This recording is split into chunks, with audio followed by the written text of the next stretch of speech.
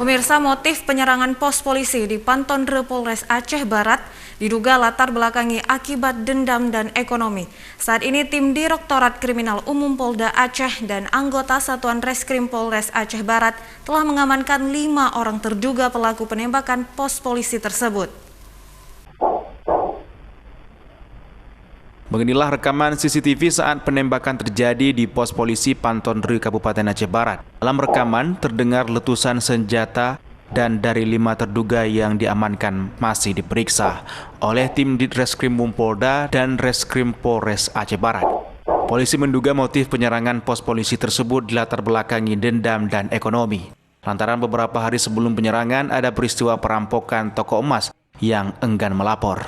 Namun polisi tetap mengusut perampokan tersebut dan berujung pada penyerangan pos polisi. Saat ini tim kita di lapangan masih melakukan pemeriksaan maraton terhadap 5 orang. Jadi ada beberapa perkembangan yang kita dapat bahwa salah satu motif yang kita duga itu adalah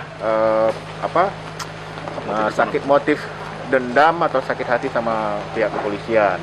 Tapi kita lagi mengkoneksikan dengan alat bukti untuk menjerat mereka dengan penembakan.